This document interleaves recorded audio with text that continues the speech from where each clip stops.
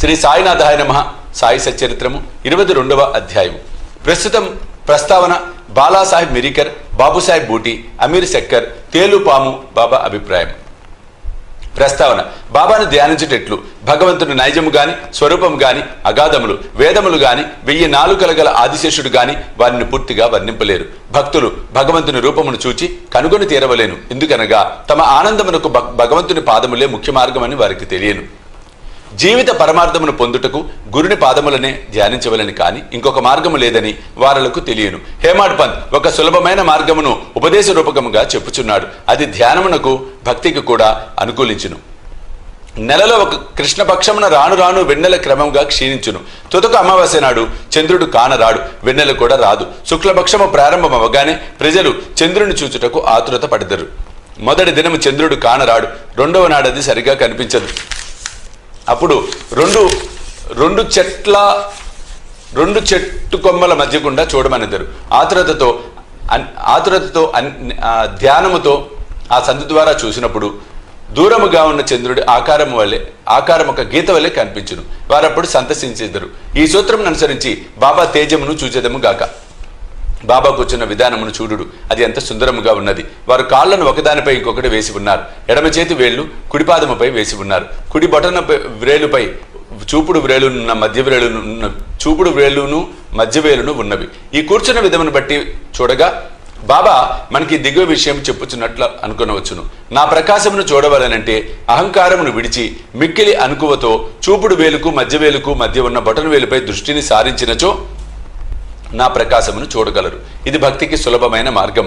ఒక క్షణము బాబా జీవితమును గమనించదము. బాబా నివాసము వలన షిరిడీ ఒక యాత్రాస్థలమాయను.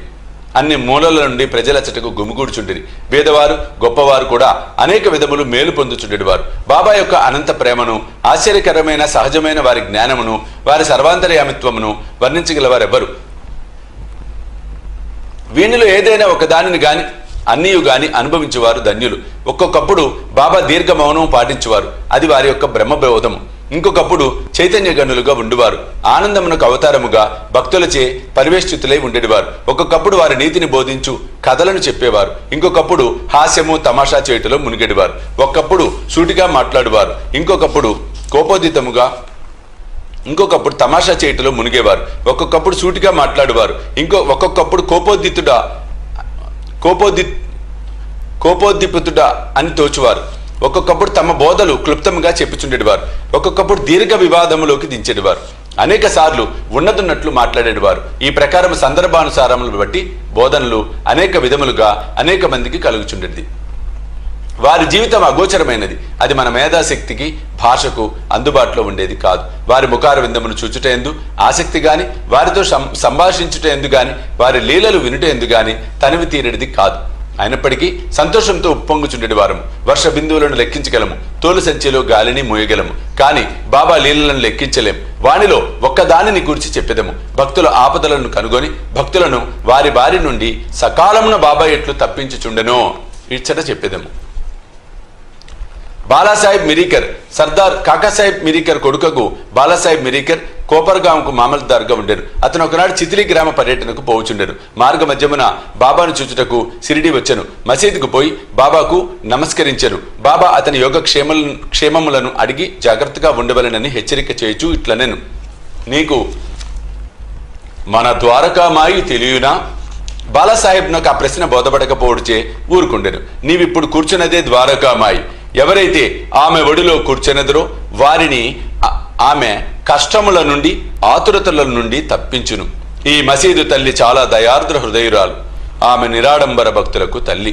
వారిని ఆపదల నుండి తప్పించును. ఆమె ఒడిని ఆశ్రయించిన వారి కష్టములన్నీ సమసిపోవును. ఎవరామె నీడ ఆశ్రయించెదరో వారికి ఆనందము కలుగును అనెను. పిమ్మట బాలాసాహెబ్కు ఊది ప్రసాదమిచ్చి వాని శిరస్సుపై చేయి వేసెను. బాలాసాహెబ్ పోవుచుండగా బాబా, నీకా పొడువాటి వ్యక్తి తెలియనా? అదే సర్పము అనెను. బాబా ఎడమ చేతిని మూసి దానిని కుడి చేతి వద్దకు తెచ్చి పాము పడగవలే నుంచి, అతడు మిక్కిలి భయంకరమైన వాడు, కాని ద్వారకామాయి బిడ్డలను అతడేమి చెయ్యగలడు? ద్వారకామాయి కాపాడుచుండగా పాము ఏమీ చెయ్యలేదులే అనెను. అక్కడున్న వారందరూ దీని భావం తెలుసుకున్నటకు, దానికి మిరికరకు గల సంబంధం తెలుసుకున్నటకు కుతూహలపడుచుండిరి. కానీ బాబా ఈ విషయంపై బాబాని విషయం అడుగుటకు ధైర్యం లేకుండెను. బాలాసాహెబ్ బాబాకు నమస్కరించి మసీదును విడిచి శ్యామాతో వెళ్ళాను. బాబా శ్యామాను పిలిచి బాలాసాహెబ్తో చితిలి వెళ్ళి ఆనందించమనెను. బాబా ఆజ్ఞానుసారం తాను కూడా వెంట వచ్చేదనని శ్యామ బాలాసాహెబ్తో చెప్పాను. అసౌకర్యంగా ఉండును కాన వద్దని బాలాసాహెబ్ శ్యామతో చెప్పాను. శ్యామ బాబాకు ఈ సంగతి చెప్పాను. బాబా ఇట్లనెను, సరే వెళ్ళవద్దులే, వాని మంచి మనము కోరితిమి. ఏది నుదుట వ్రాసి ఉన్నదో అది జరగక తప్పదు. ఈ లోపల బాలాసాహెబ్ తిరిగి ఆలోచించి శ్యామను తన వెంట రమ్మనెను. శ్యామ బాబా వద్దకేగి సెలవు పుచ్చుకొని బాలాసాహెబ్తో టాంగాలో బయలుదేరను. వారు రాత్రి 9 గంటలకు చితలి చేరిరి. ఆంజనేయ ఆలయంలో బస్ చేసిరి. కచేరీలో పనివారెవరూ రాలేదు. కావున నెమ్మదిగా ఒక మూల కూర్చొని మాట్లాడుకొని చుండిరి. చాపపైన కూర్చొని బాలాసాహెబ్ వార్తాపత్రిక చదువుచుండెను. అతడు ధరించిన అంగవస్త్రంపై ఒక సర్పం ఉండెను. దానిని ఎవరూ చూడలేదు. అది బుసకొట్టుచు కదులుచుండెను. ఆ ధ్వని నౌకరు వినెను. అతడు ఒక లాంతరు తెచ్చి సర్పమును చూచి పాము పాము అని అరిచెను. బాలాసాహెబ్ భయపడెను, వణుకుట ప్రారంభించెను. శ్యామ కూడా ఆశ్చర్యపడెను. అందరూ మెల్లగా కట్టెలను తీసిరి. బాలాసాహెబ్ నడుము నుండి పాము దిగుట ప్రారంభించెను. దానిని కొట్టి చంపివేసిరి. ఈ ప్రకారంగా బాబా ముందుగా హెచ్చరించి బాలాసాహెబ్ను హాని నుండి తప్పించిరి. బాబా యందు బాలాసాహెబ్కు గల ప్రేమ దృఢమయ్యను. బాబుసాహెబ్ బూటి నానా డేంగలే అను గొప్ప జ్యోతిష్కుడు బాబుసాహెబ్ బూటి షిరిడీలో ఉండినప్పుడు ఒకనాడు ఇట్లనెను, ఈ దినము నీకు అశుభము, నీకు ఈ దినము ప్రాణగండమున్నది. ఇది బాబుసాహెబ్ను ఆందోళనకు గురిచేసెను. ఆయన యథాప్రకారము మసీదుకు పోగా బాబా బాబుసాహెబ్తో ఇట్లనెను, ఈ నానా ఏమనుచున్నాడు? నీకు మరణమున్నదని చెప్పుచున్నాడు కదా, సరే నీవేమీ భయపడనక్కరలేదు. మృత్యువు ఎట్లు చంపునో చూసిదముగాక అని వానికి ధైర్యంతో మృత్యువు ఎట్లు చంపునో చూసేదముగాక అని వానికి ధైర్యముతో జవాబివ్వుము. ఆనాడు సాయంకాలం బాబుసాహెబ్ బూటి మరుగుదొడ్డికి పోయాను. అక్కడ ఒక పాము చూశాను. అతని నౌకరు దానిని చూశాను. ఒక రాయి ఎత్తి కొట్టబోయాను. బాబుసాహెబ్ పెద్ద కర్రని తీసుకొని రమ్మనెను. నౌకరు కర్రను తెచ్చునంతలో పాము కదిలిపోయాను, అదృశ్యమయ్యాను. ధైర్యంతో ఉండమని ఆడిన బాబా పలుకులు బాబుసాహెబ్ జ్ఞప్తికి తెచ్చుకొని సంతసించెను. అమీర్ శక్కర్ కోపర్గాం తాలూకాలో కొరాలి గ్రామ నివాసి అమీర్ శక్కర్. అతడు కసాయి కులమునకు చెందినవాడు. అతడు బాంద్రాలో కమిషన్ వ్యాపారిగా పనిచేశాను. అక్కడ అతనికి మంచి పలుకుబడి కలదు. అతడు కీళ్లవాతంతో బాధపడుచుండుచే భగవంతుని జ్ఞప్తికి తెచ్చుకొని వ్యాపారమును విడిచిపెట్టి షిరిడీ చేరి బాధ నుండి తప్పింపమని బాబాను వేడెను. చావడిలో కూర్చోమని బాబా ఆజ్ఞాపించెను.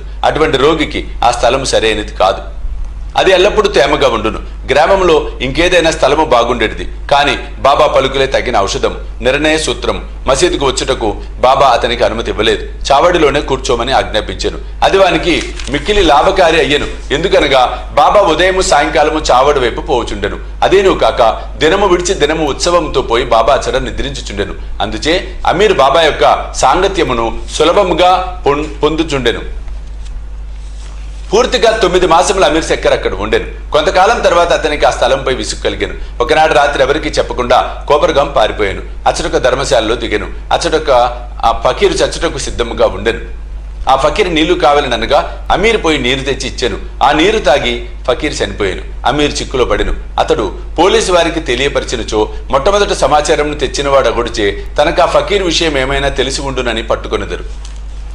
ఆ చావుకు కూడా తాను కారణభూతుడయి ఉండవచ్చని అనుమానించెదరు.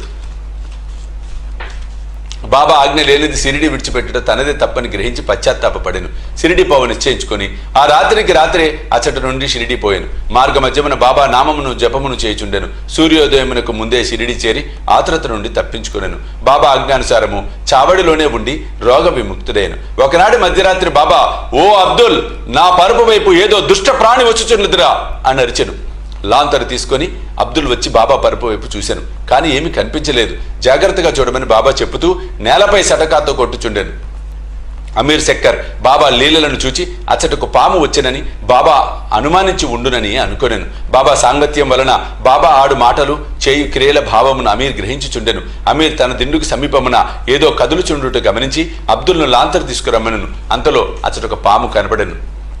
అది తలను క్రిందికి పైకి ఆడించుచుండెను. వెంటనే దానిని చంపిరి. ఇట్లు బాబా సకాలంలో హెచ్చరిక చేసి అమీరును కాపాడెను.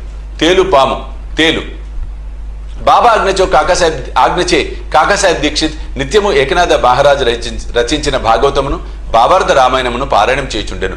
ఒకనాడు పురాణ కాలక్షేపం జరుగుచుండగా హేమాడ్ పంత్ కూడా శ్రోత అయ్యెను. రామాయణంలో ఆంజనేయుడు తన తల్లి ఆజ్ఞానుసారము రాముని మహిమను పరీక్షించు భాగం చదువునప్పుడు వినువారందరూ మైమరిచి ఉండిరి.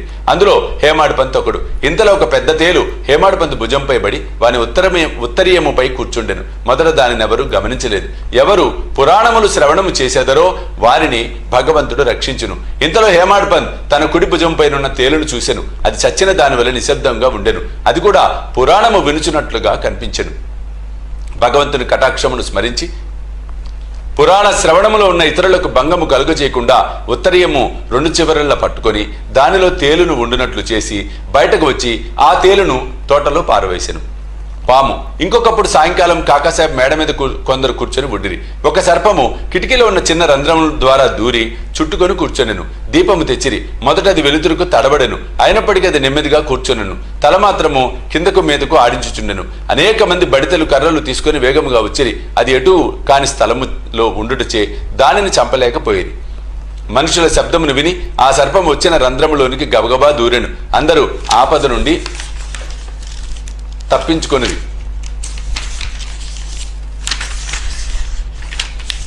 బాబా అభిప్రాయం. ముక్తారాం అను ఒక భక్తుడు పాము తప్పించుకుని పోడ్చే మంచియే జరిగినది అనెను. హేమాడ్ పంత్ అందులోకి ఒప్పుకొనలేదు. అది సరైన ఆలోచన కాదనెను. పాములను చంపుటే మంచిదనెను. ఇద్దరికి గొప్ప వాదన జరిగెను. ముక్తారాం సర్పములు మొదలగు క్రూర జంతువులను చంపన అవసరం లేదు అనెను. హేమాడ్ పంత్ వారిని తప్పక చంపవలెను అనెను. రాత్రి సమీపించెను. చర్చ మాత్రం సమాప్తి కాలేదు. ఆ మరుసటి దినం ఆ ప్రశ్నను బాబాని అడిగిరి. బాబా ఇట్లు జవాబిచ్చెను. భగవంతుడు సకల జీవుల యందు నివసించి ఉన్నాడు. అవి సర్పములు కాని తేళ్లు కాని కానిండు. ఈ ప్రపంచమును నడిపించు సూత్రధారి భగవంతుడే. సకల జంతు కోటి పాములు తేళ్లతో సహా సకల ప్రాణులు భగవదాజ్ఞను శిరసావహించును. వారి ఆజ్ఞ అయిన కాని ఎవరిని ఏమీ చెయ్యలేరు. ప్రపంచమంతయు వానిపై ఆధారపడి ఉన్నది. ఎవరును స్వతంత్రులు కారు. కాబట్టి మనము కనికరించి అన్ని జీవులను ప్రేమించవలెను. అనవసరమైన కలహములందు చంపుటయందు పాల్గొనక ఓపికతో ఉండవలెను. అందరినీ రక్షించువాడు దైవమే, అల్లా మాలిక్. 22వ అధ్యాయం సంపూర్ణము. సద్గురు శ్రీ సాయినాథ్ అర్పణమస్తు. శుభం భవతు.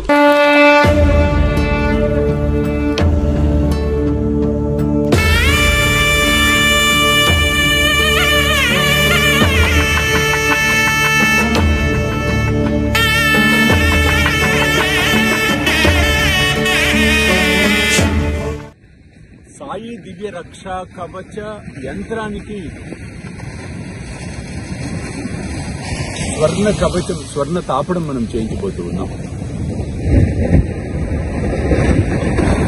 ఆ సముద్రంలో బాబా రత్న ఖచ్చిత సింహాసనంలో కూర్చున్న అధ్యాయం నిజంగా ఒక అపురూప ఘట్టం. ఆ ఘట్టాన్ని మన మాన్సింహ సంస్థను ఆవిష్కరించబోతున్నాం. అత్యంత అద్భుతంగా